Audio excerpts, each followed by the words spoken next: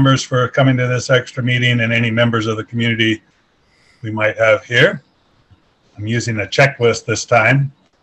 If Lisa will help me with the flag, I'll do the Pledge of Allegiance and not skip it.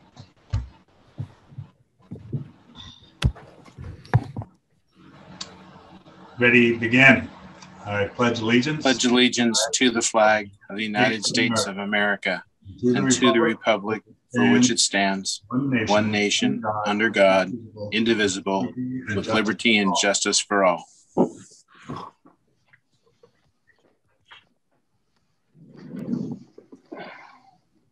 Okay, Sandy, would you call the roll for us? Thank you.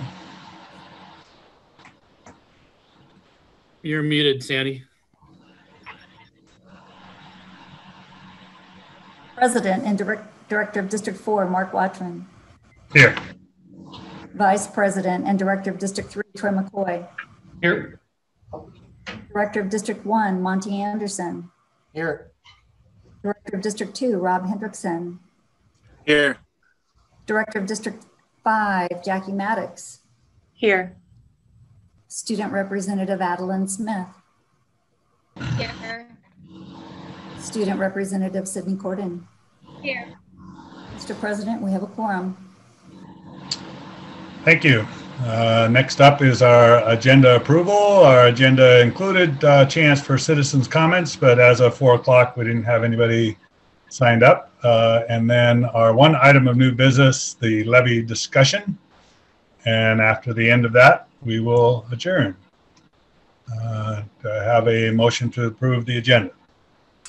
I move the board of directors approve the agenda as presented.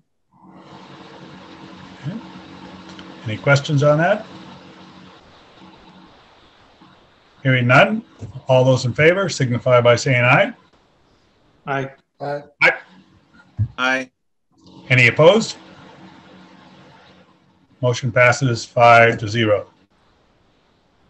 Next up would be citizens' comments, but as I just mentioned, as of 4 o'clock, we didn't have any signups, and so we'll go ahead and go straight to the levy discussion. Hopefully by the end of this discussion, we'll have enough information from our staff to be able to come to some consensus around what we might look for in running a next levy. Mr. Ross? Thank you, Mr. President. Thank you, board members, for coming tonight to this special board meeting. I wanted to explain why we had to meet tonight instead of our regular board meeting.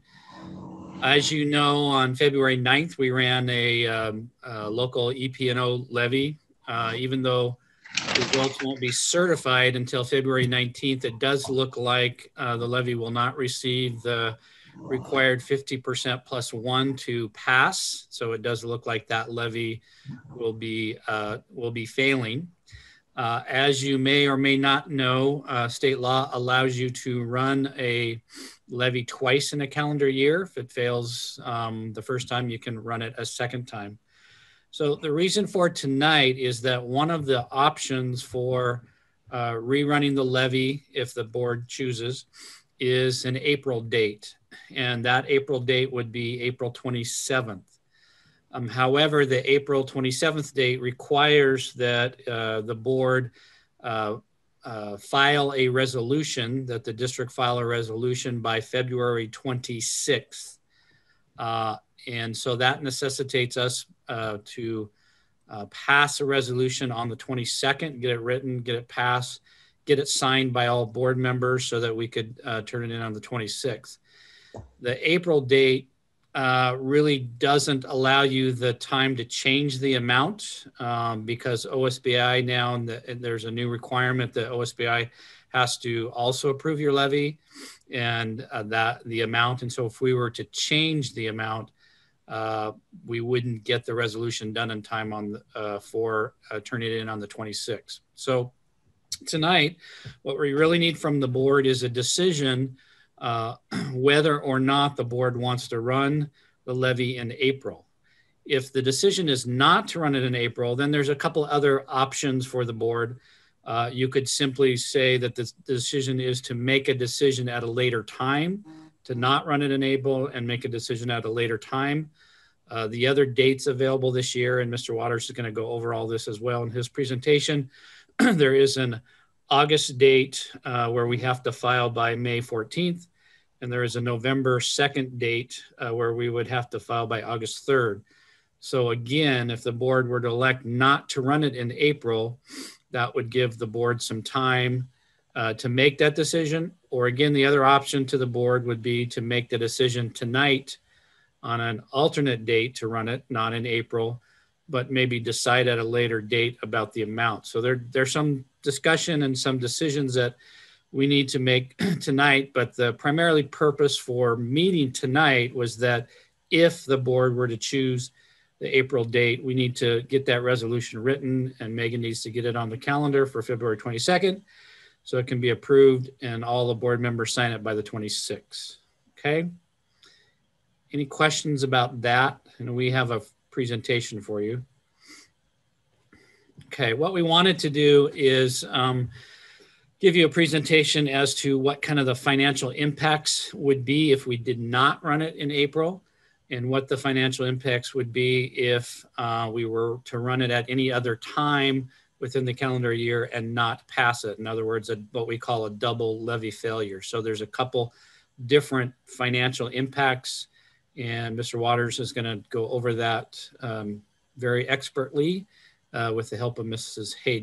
Hayden. So, and then if there are any questions the board wants to ask us, we have discussed this as a district staff and would be glad to give our opinion as far as what we think about the potential dates to run it. But I'll let you have the information and ask questions first. So, Mr. Waters, take it away.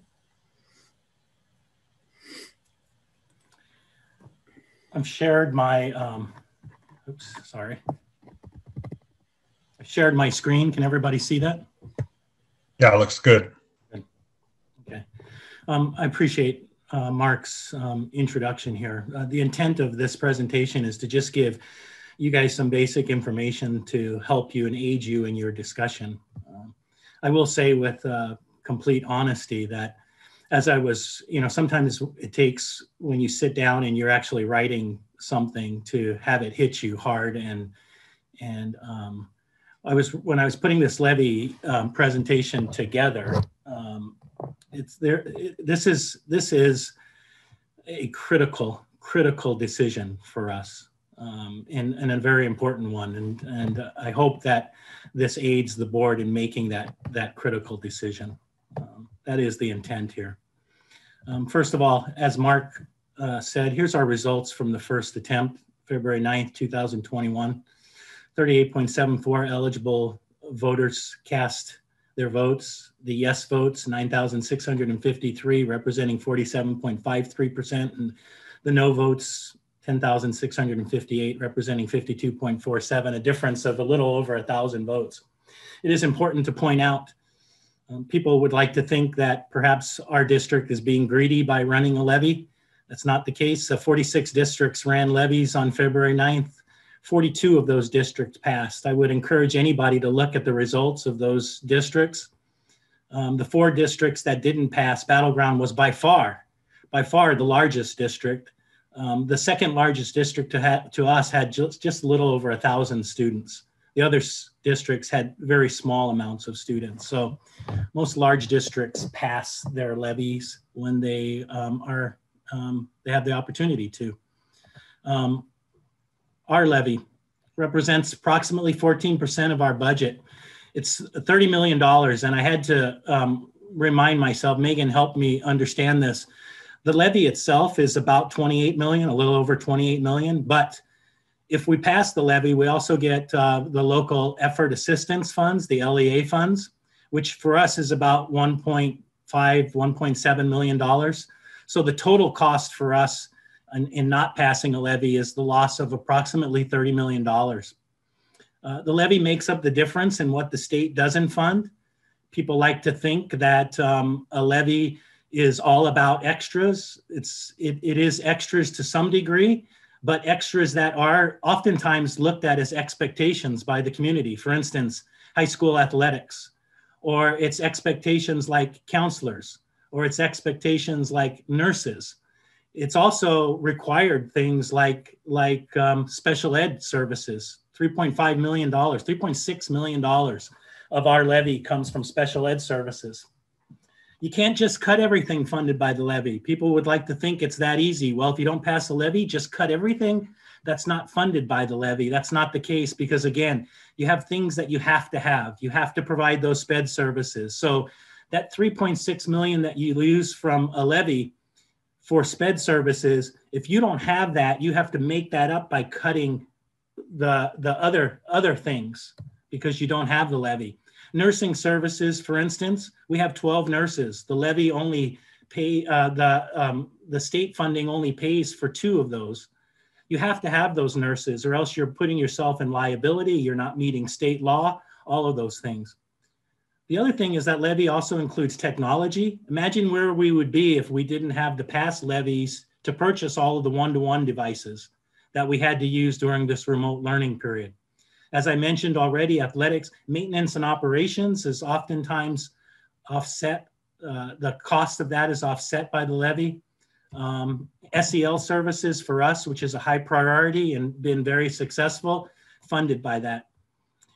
Again, the point being made is, why do districts run levies? To provide the funding for what the state doesn't pay for and to meet the expectations of the community and the state and even unfunded mandates.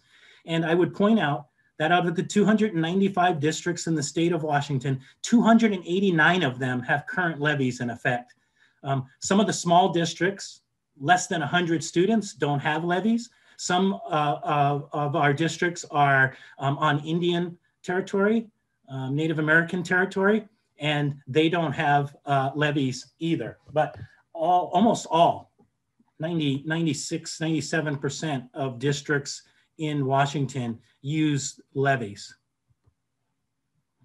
So, as Mark said, what's next for us? We can run the levy one more time between now and the end of the year. 3 possible dates. We can choose April 27th, we can choose August 3rd, or we can choose November 2nd. And so that is the question before the board. Oops, sorry, wrong way. That is the question before the board, which one of those dates? And the timing, I think, is the most critical aspect. And that's why this slide right here, the timing is critical for us. When choosing a date to run the levy again, the most important consideration I would encourage the board is which date gives us the best chance to pass. That is the critical question. Which date would give us the best chance to pass a levy? Running it in April, if we run it in April, the advantage of running it in April is it allows us to plan for next year and possibly avoid cuts to staff and programs. If we run it in August and November, we will require us to make the cuts as we head into the next year because we have to assume that the levy will fail at that point. And so we would have to make all of those cuts. So we would have to make $15 million in cuts going into next year. Now, if the levy were to pass in August or November, we could then possibly make some changes. Obviously, if you pass it in November, you're halfway through the year, it'd be difficult to hire staff, restart programs, do all of that stuff. So that's a consideration. I would point out to the board that in February and election dates, those have the highest passing rates for school levies. August has the lowest.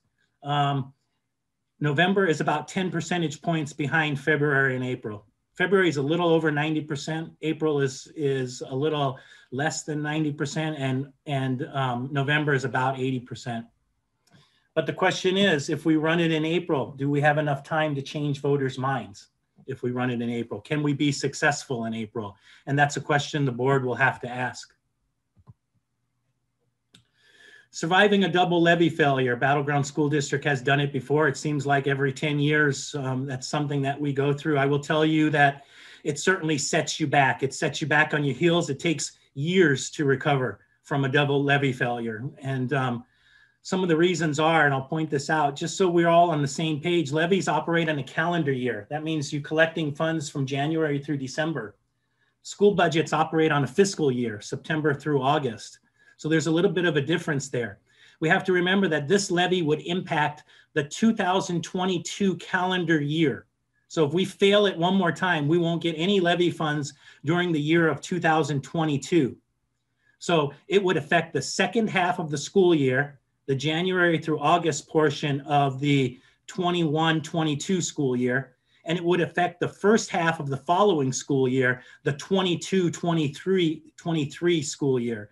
And we would lose approximately $15 million of cuts in each of those years, including the loss of LEA. So 15 million next year, 15 million the year after. We believe if we look at the budget that we can survive. Now I use that term survival in quotes because I think you have to understand we can survive. It is going to hurt very, very much. We can survive by using a significant portion of the fund balance. And for those people that might be listening in that think the fund balance is just sitting there, collecting interest, it's not. A lot of that fund balance that we would use has already been designated for specific things that make education in Battleground School District more successful. And I'll point some of those things out, what those cuts might look like in just a second. However, if we have a double levy failure and we go into the second year, that 2022-23 school year, and have to make an additional $15 million of cuts, because we've used most of our, at that point, we will have used most of our fund balance, we will not have money to pull from, and we'll be making significant cuts that will hurt for years to come. And I don't say that as a matter of trying to be dramatic. That is the reality of it. And those of us who have lived through it can attest to it. It will take us years to recover from this. Here's what it looks like the first year. Here's how we can survive the first year. We currently have $2.5 million set aside for curriculum. That was going to purchase our new ELA curriculum. It was going to purchase our new social studies curriculum. It was going to purchase our new health curriculum. It was going to purchase some new curriculum for music. We would use that instead to help offset the cuts that the levy failure. We have money set aside. We took 5 years of $500,000 each because we lost the grant. Remember, our grant ran out that started our SEL programs, and we set that aside. We have used 2 of those years. So we have 1.5 million set aside for SEL services. We could use that next year, still get through next year, fund the 500,000 and use the rest of that 1.5. But moving forward, we would have no funds for SEL. And remember, that's one of the areas that the state doesn't cover. That's an unfunded mandate. Capital improvements. The board wanted to see our buildings get in better shape. They set aside money. That's one of the reasons that we increased the levy rate up to $2.50, hoping that our community would recognize that. We've made a lot of improvements. We have more of that money set aside. We could use that, 1.5 million. We're receiving CARES money from the state. We believe that some of the CARES money we're using, we could redesignate to help fill some of those gaps. And we could approximately use 2 million of the CARES money to help offset some of the loss from the levy. The CAM lease, if we purchase the CAM building, using impact fees, we would save $500,000 off of the lease. We could use that money to offset. Middle school sports, we've set aside $500,000 to start middle school sports. We were hoping it was this year. It's not going to be this year. We were hoping it was going to be next year. We could use that money, $500,000. We could cut K-4 supplies. Right now, we pay for all K-4 kids' school supplies. We could cut that. We could cut building budgets by 10%. Each building gets a levy allocation, a per child amount of money that we give them when we pass our levy. We could cut that. That would save us $500,000, those 3 things together. We could cut department budgets by 20%. That would save us $2 million. And if the board so chose, they could use $1 million of the minimum fund balance, and they could account for another $1 million there. That would give us $12 million of cuts. That's the best that we can come up with right now. We could find nickel and dime, 5,000 here, 10,000 here, 20,000 here, maybe even up to 50,000 in some areas like substitutes or travel or things like that. But it's not going to amount to anything significant. These are the significant cuts that we can make. I want to point out to everybody listening here that the curriculum, the SEL, the capital improvement, the middle school sports is all coming from fund balance. These are monies that we have saved. They are coming from fund balance. And still, it comes only to $12 million, which means that we need an additional $3 million of cuts, and the only thing left to cut is staff. Just as an example, not saying that this is the way we would operate, just as an example I put together, if you had to make $3 million in cuts and you split it equally between classified staff and certificated, certificated also includes district office staff and building administrators. You would have to cut 26 people on classified and 20 people in certificated to get the $3 million of cuts. By doing all of this, you get your $15 million. But what does the year after look like?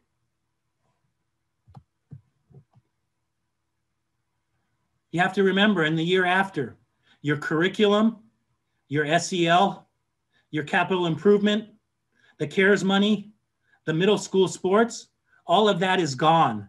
Those were savings that you spent. Those are now gone. Those funds have been spent. Those accounted for $8 million in cuts.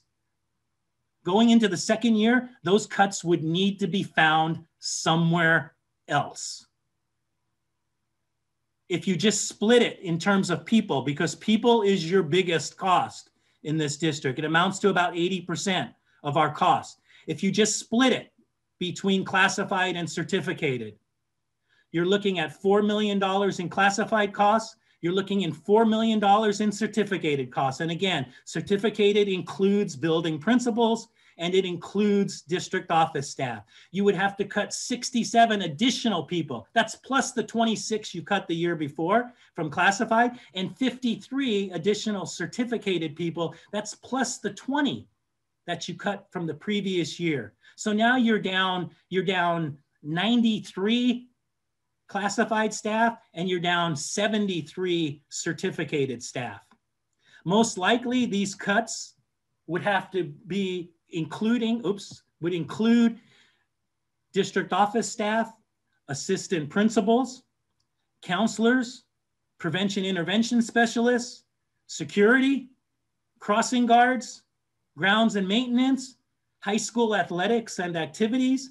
And you might even have to, if you depending on what you can do, you might even have to look at the alternative programs and make some significant cuts there. Might even have to close an alternative program. And then, in addition to that, if you don't want to make all of these cuts, you would have to use all or most of the remaining fund balance. That's the fund balance, that's the unrestricted. There will be fund balance left, but that's restricted fund balance that can only be used for certain things like CTE or LAP funding or federal programs or ASB or inventory that's in supplies and stuff. So that's not money that you can access. So when people talk about this $20 million in fund balance, it's not $20 million. It's closer to about $15 million in fund balance. And by the end of the second year, you've used it all up. Plus, you've made significant cuts. It is important to note that any staff cuts that we make, those 93 classified staff and those 73 certificated staff, that's in addition to any staff cuts that we need to make to offset the enrollment loss that we've had. We've got a loss of over 1,000 students that we have to make cuts for this year because we have to put our budget together based off of current enrollment. I think you've probably gotten this from my tone and the message. It is critical that we pass our next levy attempt. A double levy loss will set us back years. The most critical decision for the board is not to pick a date to rush this to see that perhaps we can avoid making those cuts next year. But the most critical decision for the board is pick the best date that gives us the best chance we have to pass the levy. That's what's in front of you. Questions? Mr. Waters, can you go back to the slide that says year one? First year. Yeah. So I want to clarify. So these are cuts that if we did not run the levy in April and we waited until August or November, we would have to make these cuts because we would have to go into the year making these cuts. Yeah, I would point out the good news is we would have to access this money to use it to support us. If in November we did pass the levy, we could then designate the money to go back into the 2.5 can go back into the curriculum. The 1.5 can go back into the SEL. The capital improvement money, the 1.5 can go back there. The board can take back the minimum fund balance so we can keep that stuff. If it doesn't pass though, we would be using it. We would plan for it. We would have to plan for it thinking that it wouldn't pass. Right. So when you go to the next slide, the second year, again, to clarify, the second year is if we ran it in April and it failed, that'd be a double failure. You couldn't run it until 2022. No, or if you ran it in August, or if you ran it in November and you failed, that's a double levy failure. If we fail it one more time, as Mark's pointing out, thank you, Mark, for the emphasis there. If we fail it one more time this year, this is what we are facing. We're facing the second year. We will be in the second year. And that's why I reiterate again, the most critical thing is that third bullet there. Pick a date not based on next year. Pick a date based on the best chance we have to pass the levy. Thank you. I'm trying to end my sharing here. Thanks. It's nice to see faces. So now we're at the point of maybe questions from the presentation and then an overall discussion by the board.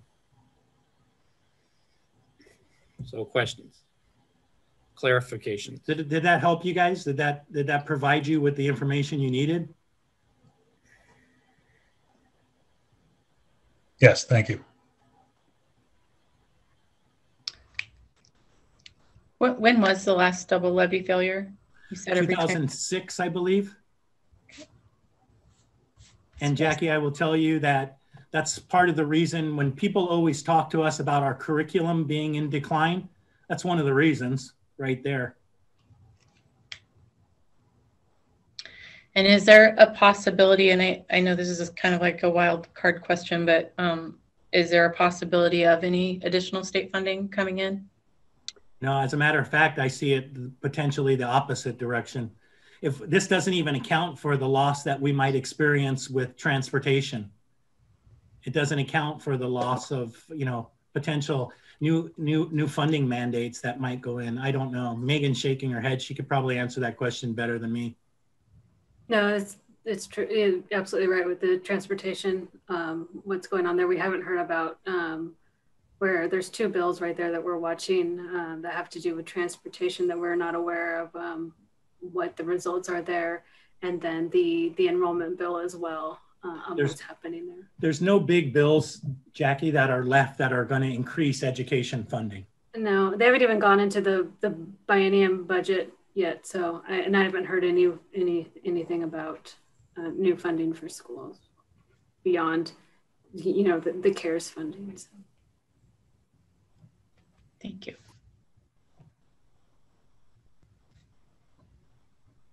Well, it seems like to me that with the information provided and what we've known from the past is that the next best date would be April for doing the levy. So I don't know. I don't know that we'll be able to pass it this year with COVID and everything else going on. And I think that's accurate, Rob. Anyway. Yeah, I think, Rob, when you say the next best date, I think, again, needing to think about when's the next best date where we have the chance to pass it. And I think when you look at April, I think you do have to ask yourself what really has changed. The communities, sent an initial message, although there were 47% that said yes. But I think April doesn't really give you a lot of time to go out to the community and talk to them and see what the issues are and run a campaign. It would be April 27th. So it would be a very short timeline for the April date. August is difficult. That's typically not your most successful month to run it. And we also rely on a lot of volunteer help, especially volunteer help from our schools and our administrators. And they're, busy getting school ramped up and getting school back on target. So August is difficult as far as having people to run it. And also just a lot of people out of town not voting for the levy. Thanks, Rob. Just foreshadow for each board member, it'd be great if we could hear from each of you, students included. So think about how you might want to contribute as we move forward. Other board members? Sure, I'll jump in if everybody's shy. My concern with running it in April is a couple of things. I think what I heard from other patrons was two things in general. Paychecks with COVID are pretty low. We tried to, deal with that with the lower levy amount in the first year, and I think maybe that wasn't as effective, obviously, as we hoped. I think the big thing is getting kids back in school, and I know we're doing everything we can, and that's not an indictment at all. That's just a reality. And when we have more kids, whether it's hybrid or full all day, I think that you have a better chance of passing the levy. So for me, I would rather wait, hopeful to get COVID in the rearview mirror if that's possible at all, and see what happens in the future in getting more kids back in school, as well as hopefully people get back to work and get paychecks. I think both of those, basically it's a COVID decision for me.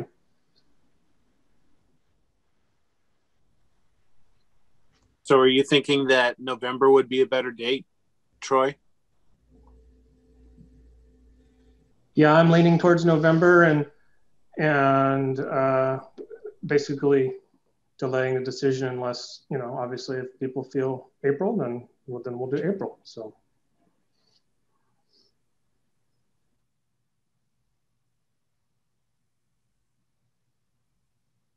Next up. Okay, so I haven't really been a part of any big levy decisions or anything like that. So please, if I'm saying something and it sounds totally bonkers, don't listen to me. But I think that doing it at a later date, probably not the soonest date we can do, but a later date, so then we can get out in the community and talk to people and actually try and have that one-on-one connection with the community, and then changing potentially something if it's possible to then more likely get yes votes, or just kind of educating people upon what the levy holds, and the presentation, just getting that out to the community and showing if it didn't go through, this is what could happen. Thank you, Sydney. You stated probably better than I could, just about exactly what I felt like. So I'll do my best to support that.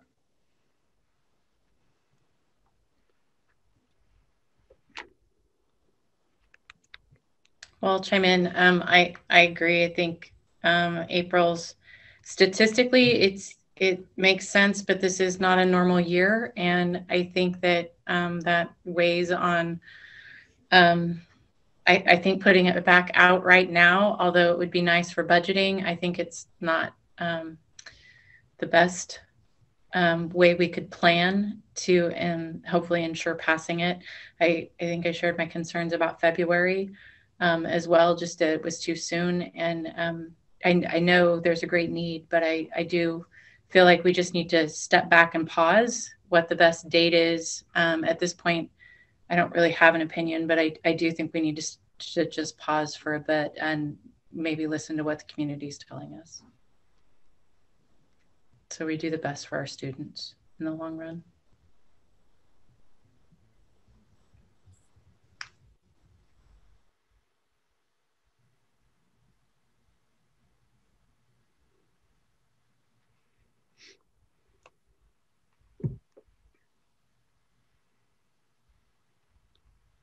I'll fill in while you're thinking about it. So,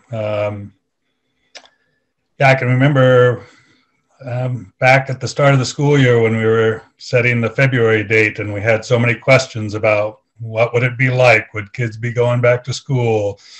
What are the important issues to the voters? And unfortunately, there were unknowns.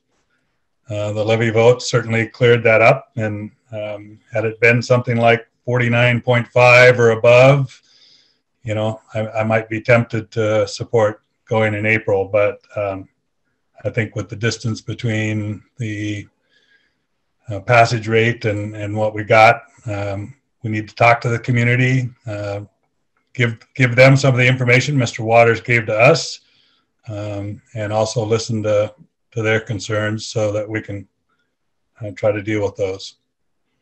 For myself, I think probably November gives us the best chance of having kids back in school and being closer to a normal school experience. And that'd be my thinking for now.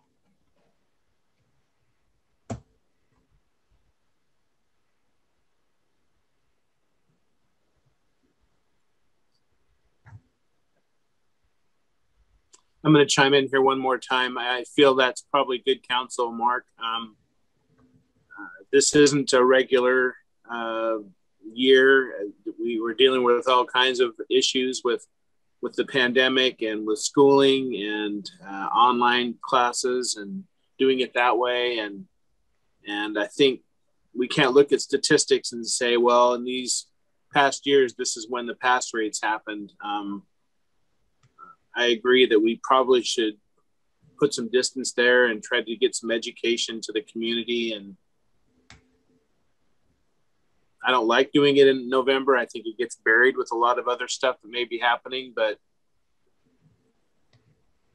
anyway, I think we need to distance ourselves from the pandemic. And hopefully by then we will have, at least with school. Great. Thanks, Rob. Monty? So, Danny, what were those election dates again? Excuse me, Monty, I didn't hear you. What were those election dates again? April, August? April 27th, August 3rd, and November 2nd. Yep. So what I'm hearing the board say is that April is most likely out. And I would agree with that. I would, and I won't be on the board at the time for making the decision at a later a date. But I would throw some caution out there on the November election. If there is, and you would know in May, if there is contested races for the school board, because their election is the same time. And that could send unless all candidates that were running for the position were in supports of that levy, then you could get all the candidates behind it, which would be good. But, so I would throw a caution on the November for that particular purpose. And then one other. Sydney had mentioned, which was great, maybe there could be a change in the levy. But also, I think with the due diligence that was done the rates that we went forward with and the dollar amounts that we needed was the minimum amounts that we could go forward with. So if there was any changes in the rates, it would possibly be that they would have to go up, not down. And Megan, how long did you say OSBI took to approve the rates? Well, once we package.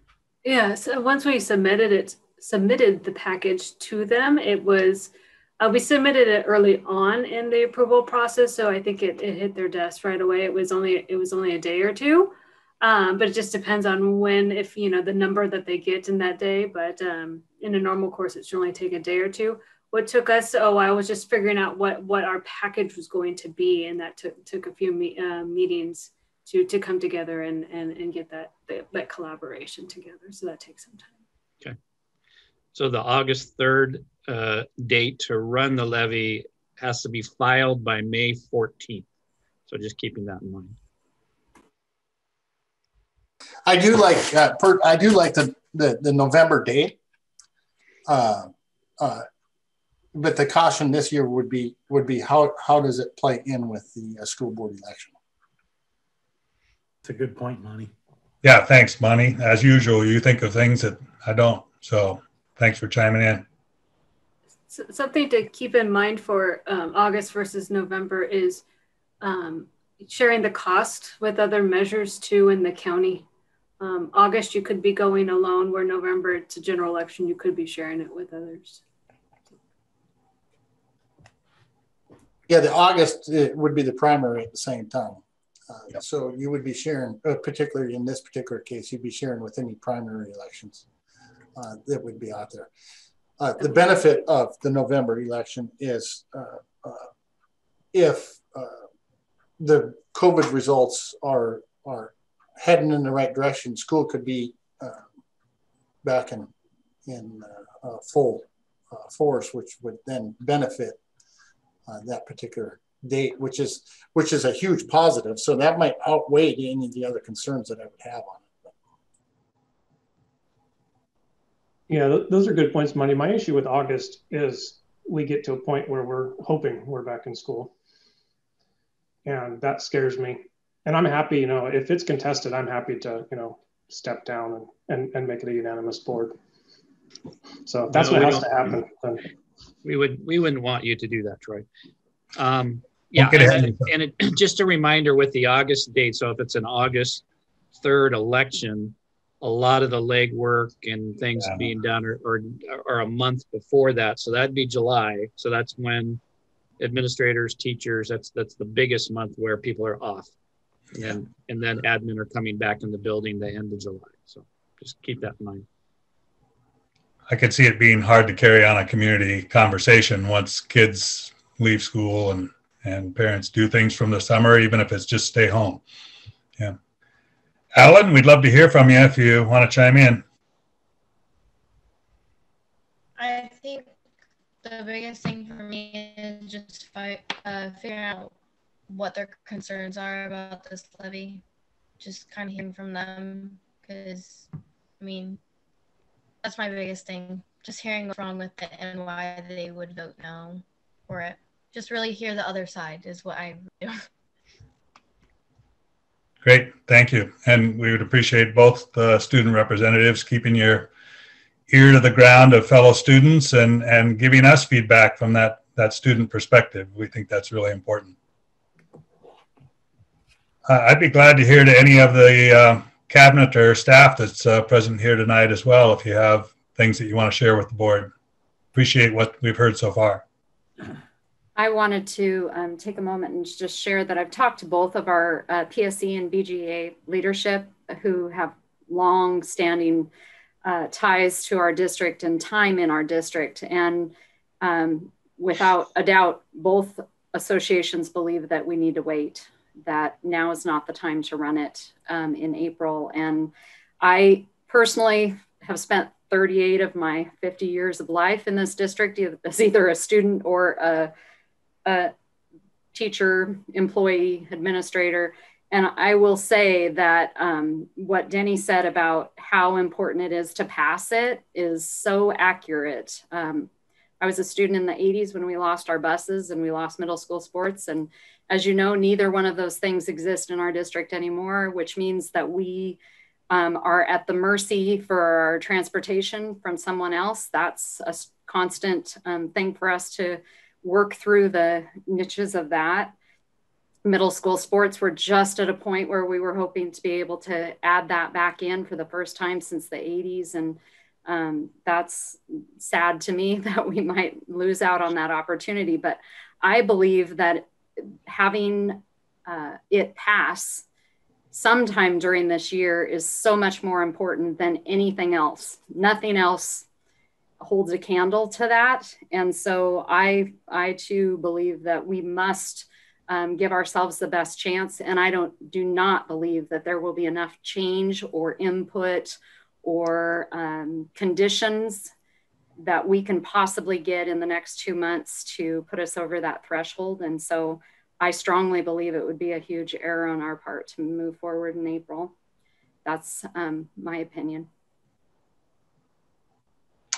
Thank you, Shelley. And I know one of my biggest concerns is losing some of the talent that we've built in the district, thanks to human resources. We appreciate that. And that's a bitter pill to swallow, but it's good to hear from those associations directly on what they think. That's the kind of input we need. Rita, you had some input too. Do you want to chime in?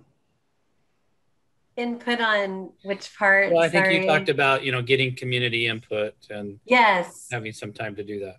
Thank you. Yes. So I would love to have some time to engage with the community and give them a better understanding of what the money goes for and our budgets. And we have some different ideas on how we could engage the community.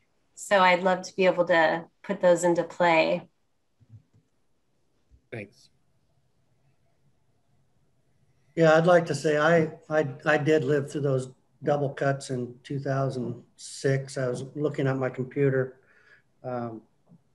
One year I was down to 200,000 for projects, as well as 20% of our custodial, as well as maintenance staff being cut. It took a decade for me to recover from that. Right. That's what you're dealing with now, right? That those years where your funding was zero. Yeah, 200,000 one year. Yeah. And Kevin, I can say that the buildings are looking good now, and I think that we're doing a great job taking care of the public assets there. And it would be sad to see that start to deteriorate to those levels that it was at. I wholeheartedly agree, and I just for what it's worth, I fully back the November date as well.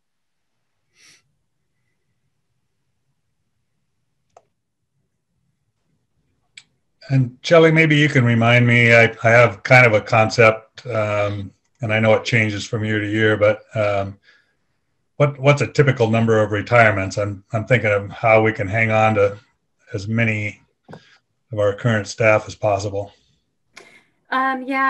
Every year is a little bit different. We've actually seen, and it did save us a bit on enrollment. We did see some retirements with the incentive that we gave at the beginning of this year, some additional retirements. And we're hoping that the incentive that we're giving, we already have received a few retirements effective the end of the year, I think five or six. So we have a March 15th bonus. If people let us know by then that they're retiring, not resigning, but retiring, they get a $1,000 bonus in their last, at the end of this contracted year. So we're hopeful that that will help incentivize to some degree, just being able to do some of this through attrition. And so that's the BGA contract. We don't have anything like that in PSC, but yeah, it's been a strange year for staffing in general.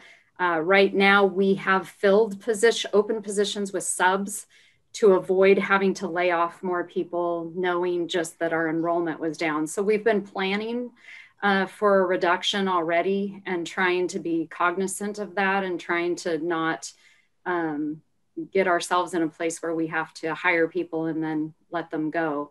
I will say, however, though, we have some long-term subs that are absolutely fantastic too. So no matter what, it's heartbreaking. So Denny, if I understood right from your slide presentation, the cuts in staffing would be approximately $3 million. And that's the only portion of the cuts that we possibly would not be able to gain back if the levy passes in November. The other ones would be the other $15 million of budget transfers, so to speak, would come from fund balance in that next budget cycle. That if when the levy passes in November, it would just be a budget reallocation, and then that's all it would be. You wouldn't have to do a new budget. Right, Monty. That's my understanding as well. So, for instance, we would hold off on any new adoptions like the K-8 ELA adoption we wanted to do. But if the levy passed in November, we could potentially start that process in January and try to work through it. You're right. The people you might not be able to get back right away, but you could then go into the winter, into the February, and do some heavy recruiting to find some people and bring them back in those positions and restaff those positions. So the timing would be right to go after that as well. And I do want to point out, Monty, that that look at the budget and those potential cuts you have to make, obviously that's subject to board approval. The board may want to choose that, no, we don't want 2.5 coming from curriculum. We only want to take 1 million or 1.5 million from curriculum, and we're going to take it from somewhere else. Those are just our best ideas at this point as a preliminary look at the budget. Well, and generally speaking, it's either got to come from those set aside fund balance, or it's got to come from staffing. Yes, unfortunately, those are your only choices. You're right. Unfortunately, that's your only choices. So you're exactly right. So you could cut more staff, and at which point you could, but if you don't have the staff to take advantage of new curriculum, then. It is also true that when we've had this happen in the past, we've run those two parallel budgets. We have the one budget that we're running on, and Megan can probably speak to this better than I can. The one that's the reduction, and then you have this other budget that's your pretend, like if we pass it, here's what the budget would be. We've done that before, because the first year I was hired as an assistant principal, I was hired in January of 2002, and it was following a double levy failure. So I was added mid-year and split between two buildings. And so it does happen. And then essentially my position was filled with a teacher mid-year, because there'd been plenty of people laid off the year before. So there were people around to hire. So there is the ability to make adaptations mid-year. So here's the technicality version of that. What Mr. Waters presented to you with the fund balance is we would budget for 21-22 with a budget utilizing $8 million in fund balance with the other cuts. And then when the levy passes, if it was ran in November, we would then present to you a budget revision for the levy passage of revenues of whatever the budget, the levy is, and expenditure capacity for that levy passage to combine those two budgets together. So we would present to you a budget in August of 21-22 with all that fund balance being utilized and the expenditures lower. And then when the passage of the levy happens after November 2nd, we would come to you with a budget extension for additional capacity. Does that make sense? So even if we were to run a levy April 27th, we would be having these two parallel budgets happening, because we have to start planning for a different outcome right now. Thanks, Megan. I think she just gave us a clue that no detail is too small if you still have a question. I have an awesome staff, don't I? I mean, these guys are amazing. That's why we don't want to lose any of that talent if we can help it. Right, very talented.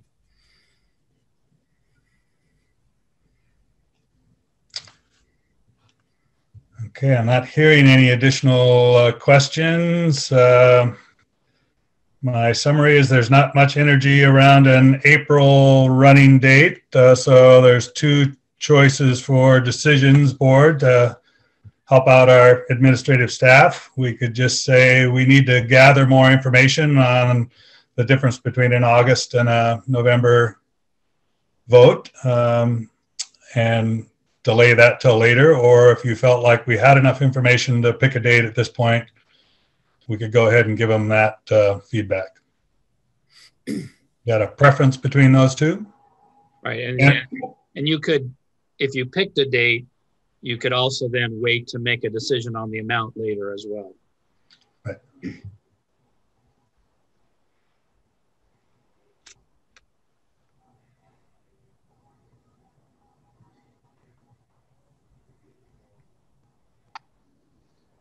I think it's smart with us looking at appointing a board member, unless Monty rescinds his letter, which I'm hearing might happen.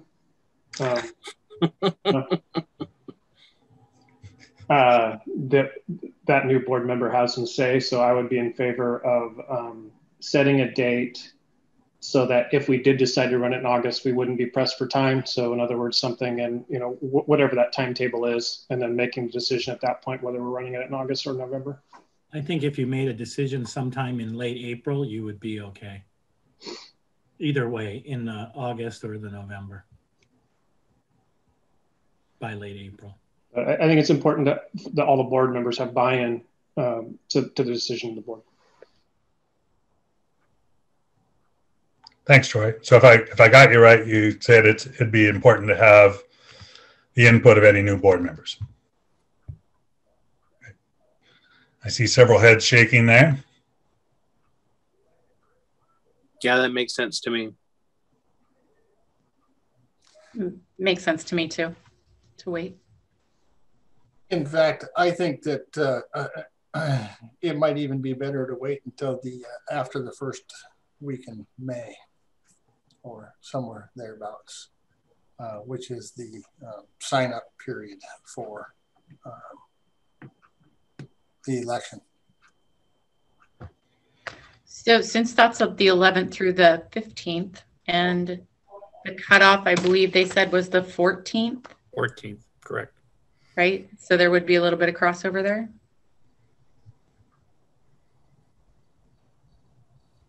Yeah, that way, and back to my, if you did have a contested race, it would be wise to invite those running for that position to the board meeting and get their input. So let's say that that there were 6 people running because there's 3 positions up. Then you'd have all 6 on the same page going forward.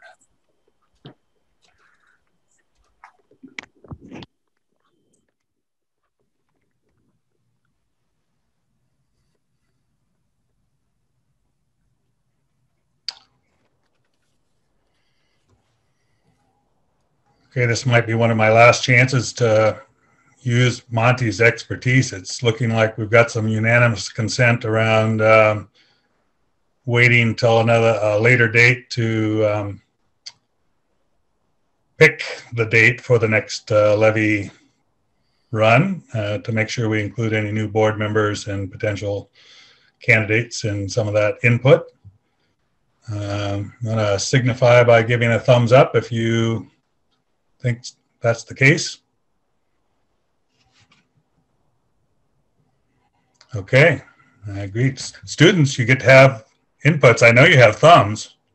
Oh, okay, great. It truly is unanimous. I appreciate that. Okay, Mr. Ross and team, is that what you needed from us?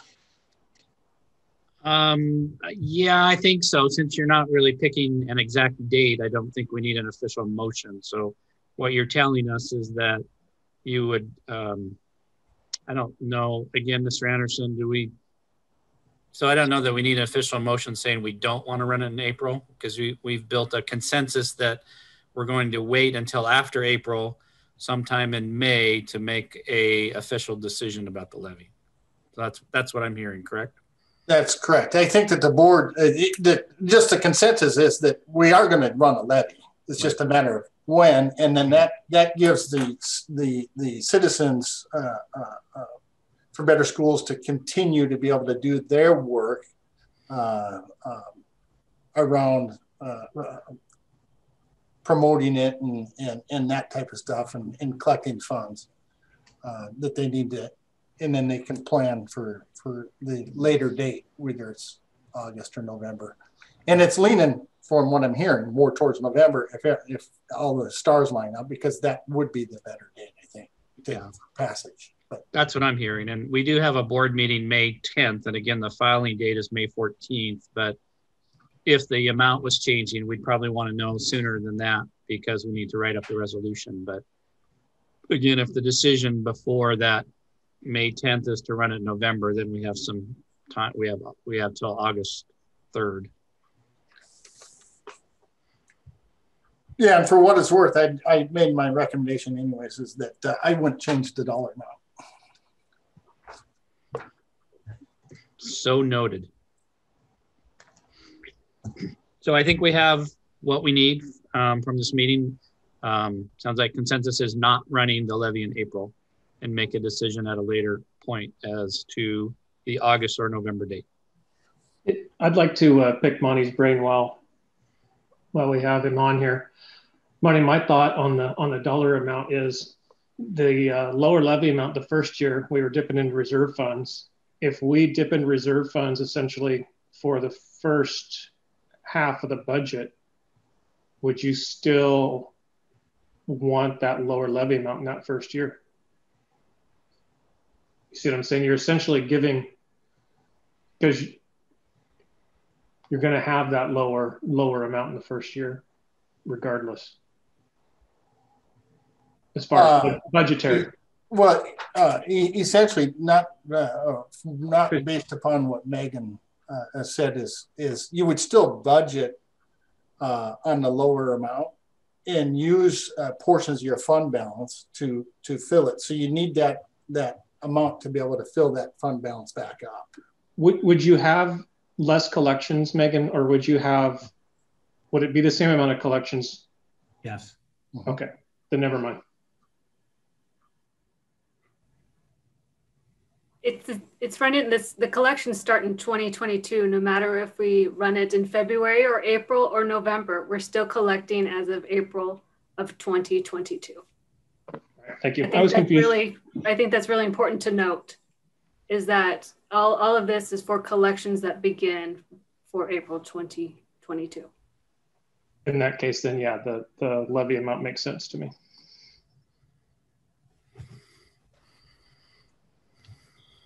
Okay, we're good, Mr. President.